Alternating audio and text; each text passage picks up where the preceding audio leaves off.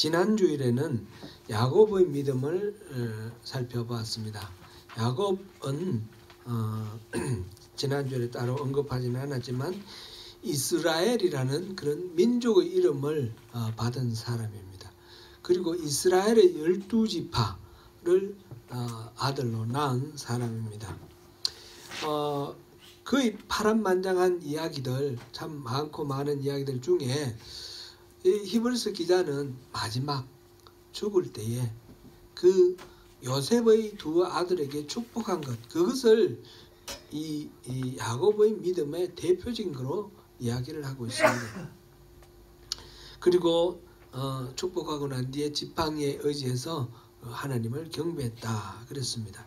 믿음은 이렇게 이 땅에서 평생 살아가면서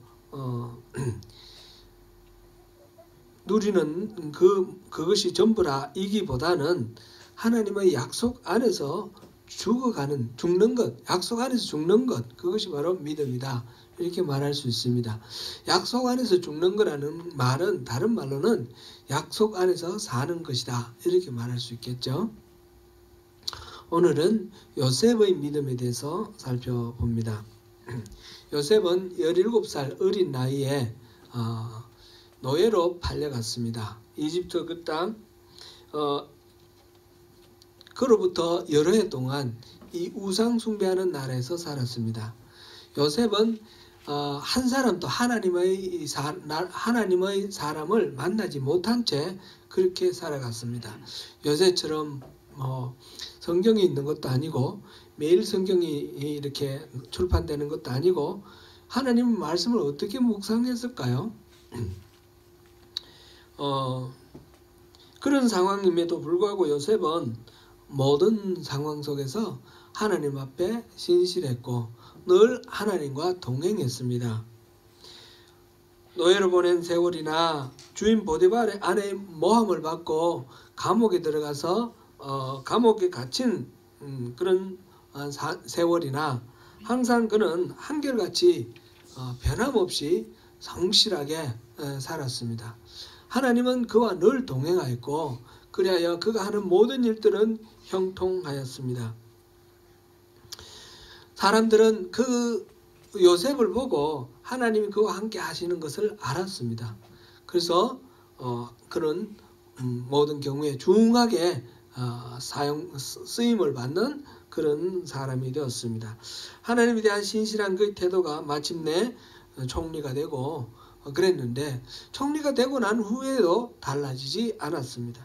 요셉이 그렇게 하나님 앞에 신실하게 살 수 있었던 가장 큰 비결은 어디에 있을까요?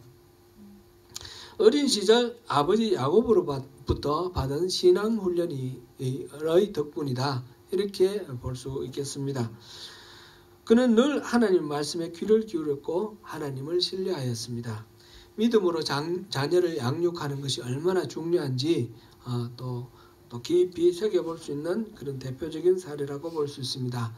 사랑하는 청소년, 청년 여러분 시기의 이 신앙이 또한 일평생 여러분 삶에 얼마나 중요한지 또 깊이 생각하시고 마음에 잘 새기시기를 바랍니다.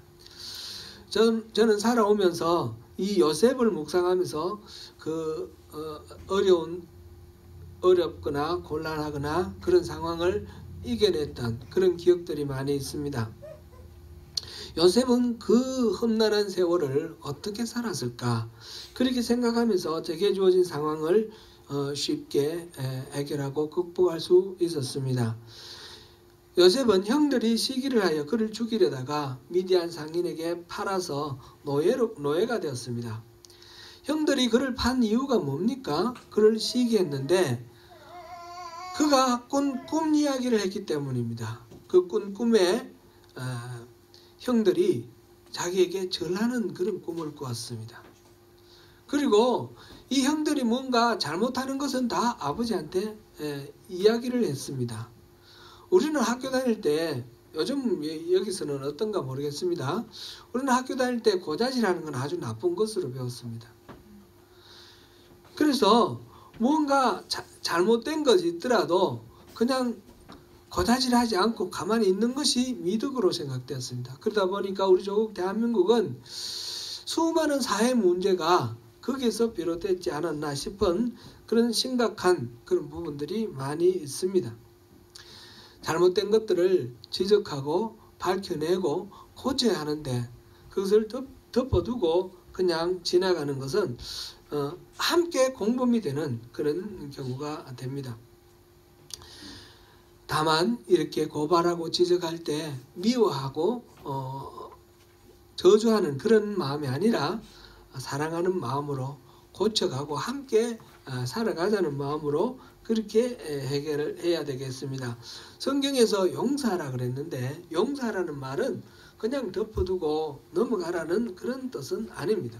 죄를 용납하는 뜻은 결코 아니라는 것을 우리가 기억해야 할 것입니다. 요셉은 말하자면 바르게 행동했습니다. 바르게 행동했는데도 불구하고 그렇게 형들의 시기를 받고 노예로 팔려갔으니까 얼마나 억울했을까요? 그러나 그는 하나님을 바라보면서 또 성실하게 일하여 주인 보디발에게 또 신임을 얻고 가정 총무가 되었습니다. 모든 일들을 다 맡아 하는 그런 청지기가 되었습니다.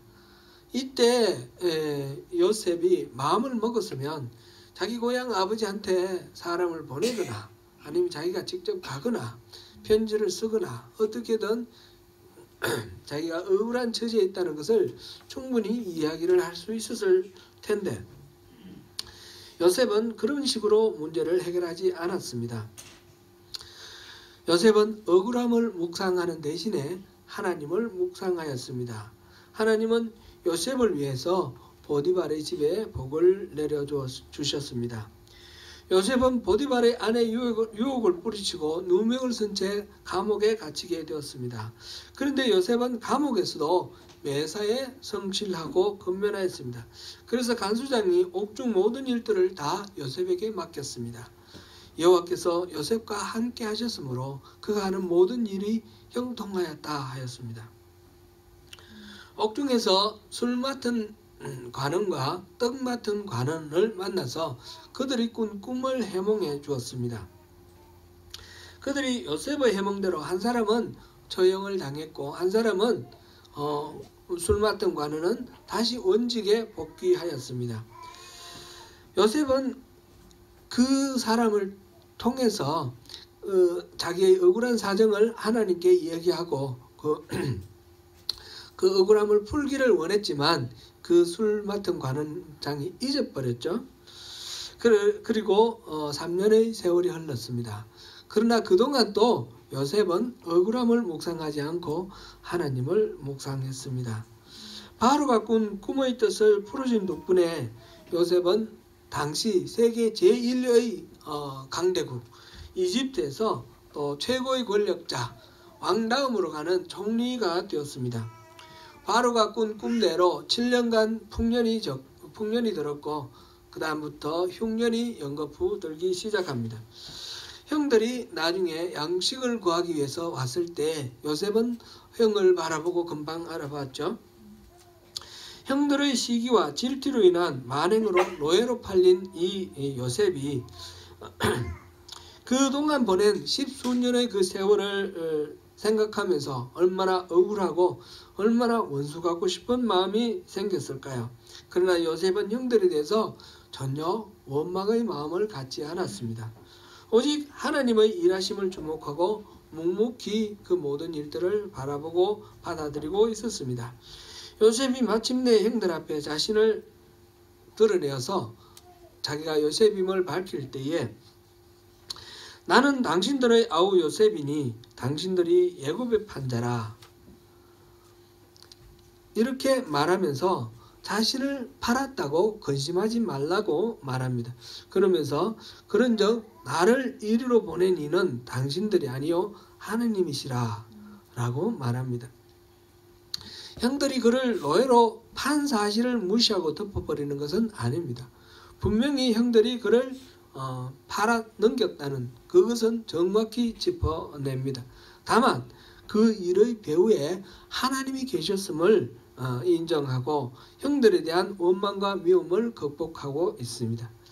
아버지 야곱이 죽은 후에 형들이 다시 요셉이 혹시 보복하지 않을까 두려워서 떨 때에 다시 한번 그 이야기를 합니다.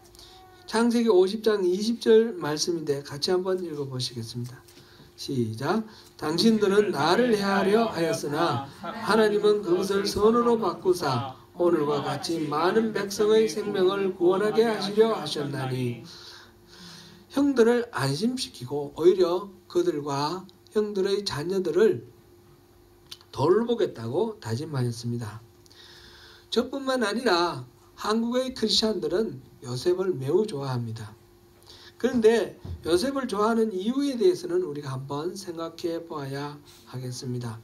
요셉이 꿈을 꾸고 꿈을 해몽하는 이야기가 많습니다. 그래서 형들은 그를 꿈꾸는 자라고 불렀습니다. 말하자면 비아냥대는 소리이죠.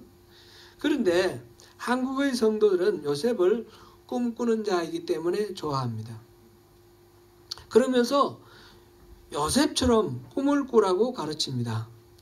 잠언 29장 19절에 묵시가 없으면 백성이 방자히 행하나니 라는 말씀과 연결되어서 요셉처럼 꿈을 꾸고 비전을 가져야지 하나님의 복을 받는다. 그렇게 가르칩니다.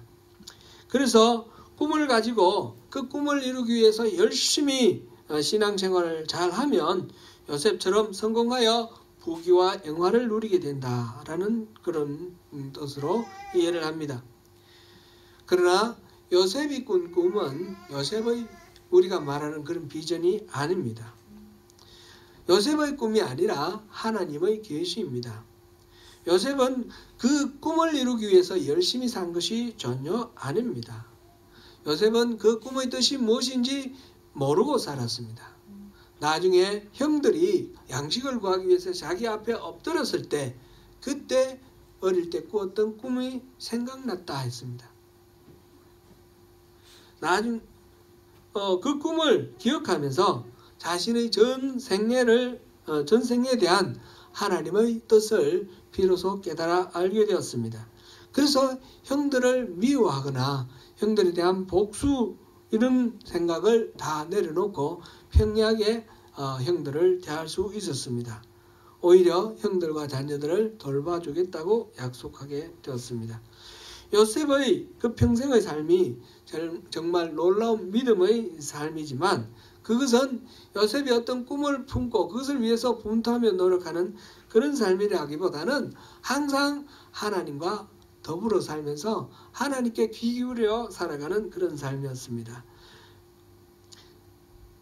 그런데 히브리서 기자는 평생의 그 요셉의 삶보다도 이 야곱의 경우에서처럼 요셉의 그 임종할 때 죽음을 맞이할 때의 믿음을 말하고 있습니다. 이것을 우리가 주목해 보아야 하겠습니다.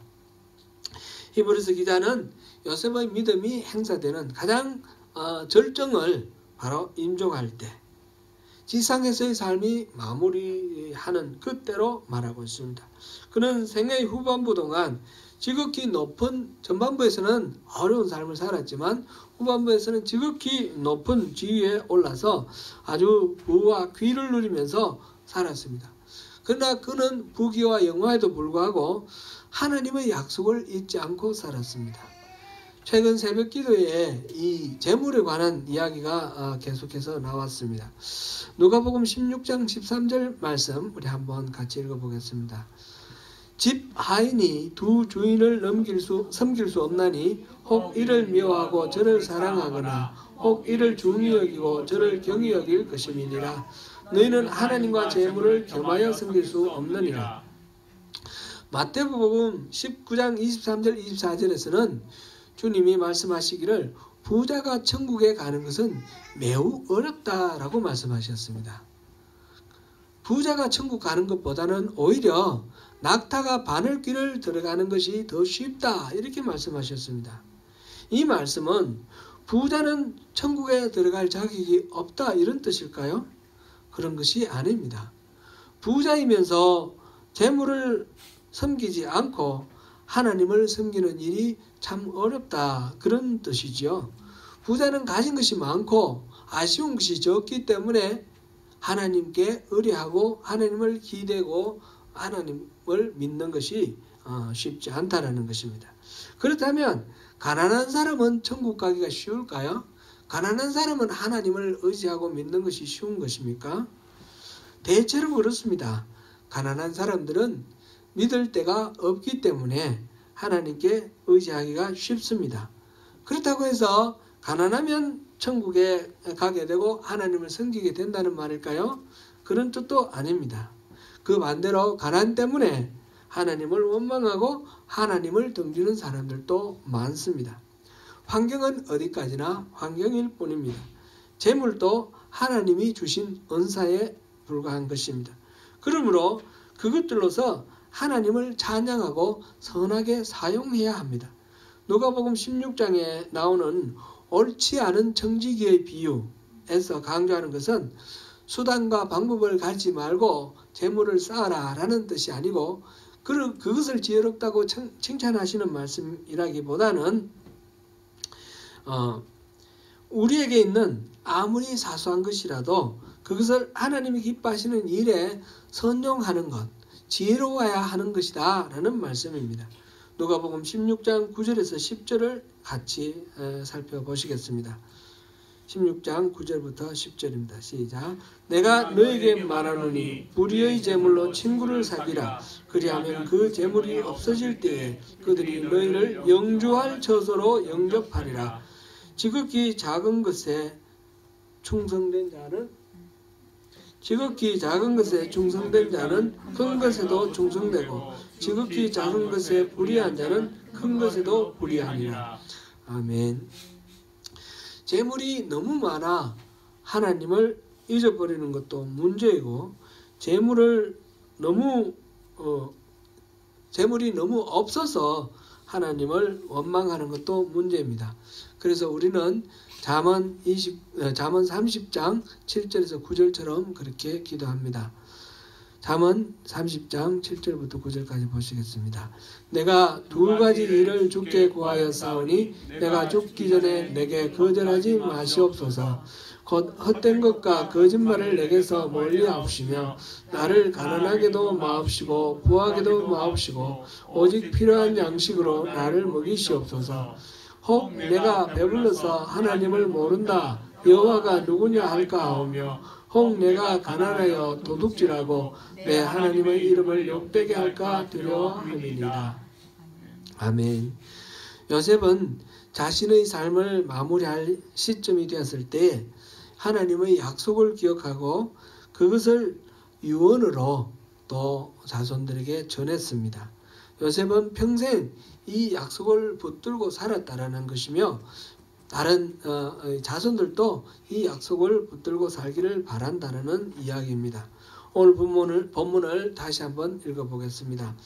믿음으로 요셉은 임종시에 이스라엘 자손들이 떠날 것을 말하고 또 자기 뼈를 위하여 명하였으며 이 구절은 창세기 50장 24절 25절 두 절 말씀을 짧게 요약한 한 줄로 요약한 말입니다.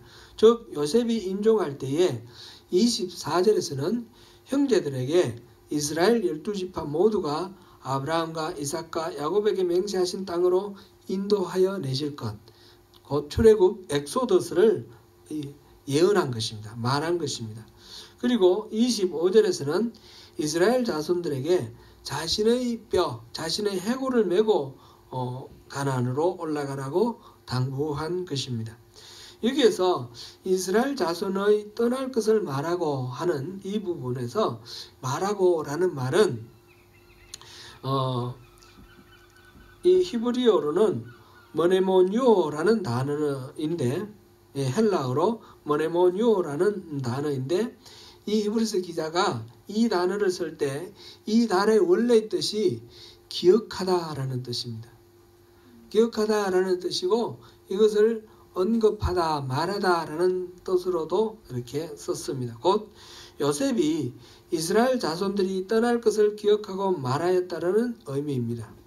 요셉이 기억한 것은 다름 아니라 창세기 15장 13절부터 14절을 의미합니다. 함께 보시겠습니다.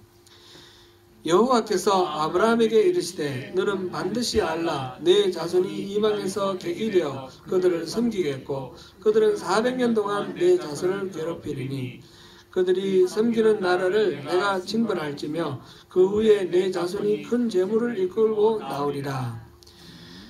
요셉은 지금 자신의 공로로 인해서 이스라엘 백성들이 이집트 사람들로부터 좋은 대접을 받고 있고 잘 살고 있지만 결국은 이 아브라함에게 하나님이 말씀하신 것처럼 고난을 당하고 노예 생활을 하면서 어려움을 겪다가 400년 후에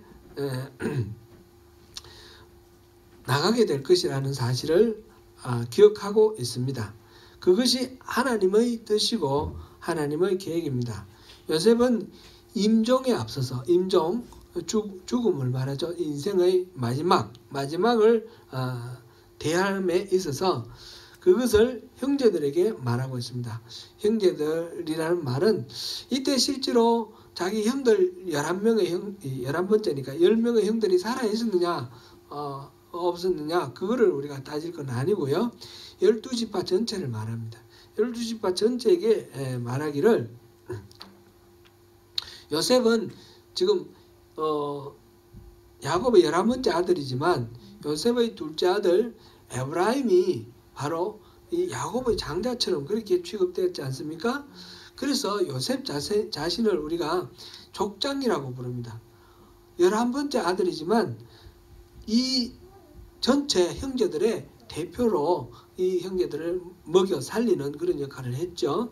그런 입장에서 이스라엘 12지파에게 당부를 하는 것입니다.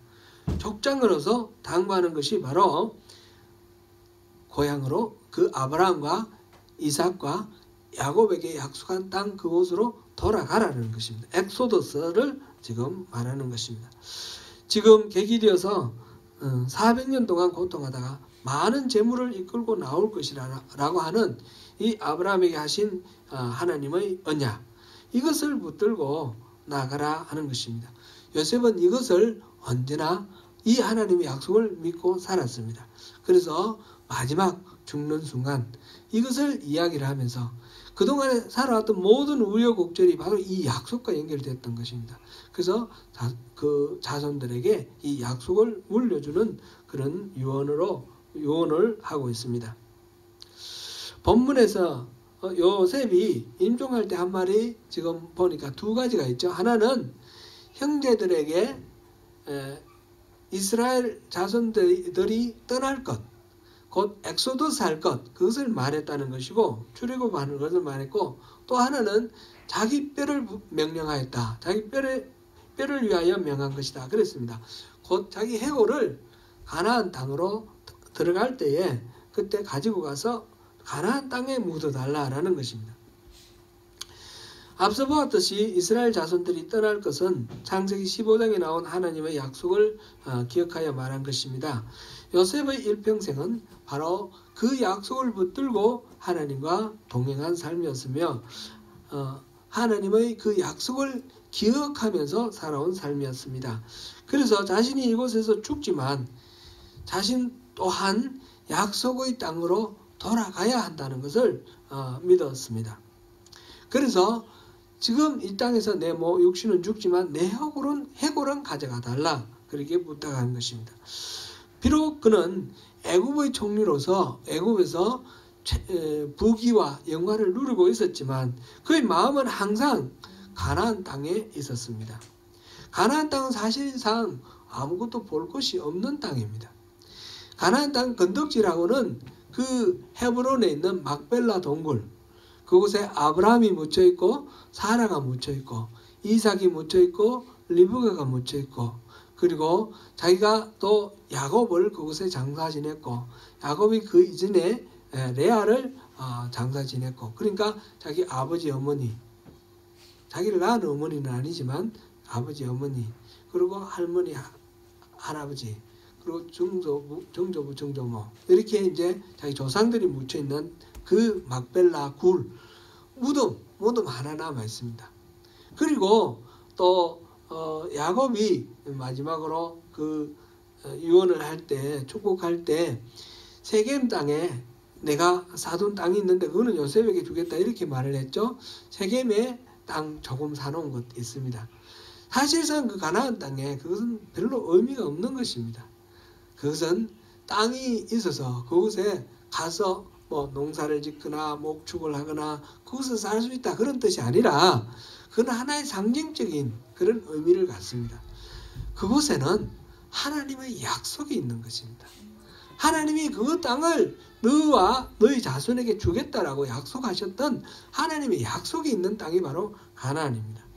가나안은 실상은 그 물질적으로 피지컬로 그 땅 그것을 가리키는 말은 또 아닙니다. 이 구약에서 나오는 이 모든 것들은 하나님 나라의 어떤 상징이었죠. 가나안 땅도 영원히 우리가 안식을 누릴 하나님의 나라를 상징하는 땅이 가나안 땅입니다. 요셉은 바로 그러한 가나안 땅, 영원한 하나님 나라를 마음에 품고 그렇게 계속 일평생을 살았으며 그것을 자손들에게 또 부탁하고 가는 것입니다. 자기 뼈를 가나안 땅에 묻어달라는 말은 그렇게 자기 뼈를 그러면 이 땅, 이집트에 어디 묻거나 어디 딴 곳에 어디 지금 장사 지내지 않고 보관을 해야 되겠죠. 미라처럼 만들어 가지고 보관을 해야 되겠죠. 자기를 말하자면 기념품으로 기념비로 비석처럼 그렇게 남겨둔다는 뜻입니다. 언제든지 나의 뼈를 바라볼 때마다 나의 뼈를 바라보는 모든 사람들이 우리는 이곳이 영원히 살 땅이 아니라 가나안으로 돌아가야 된다.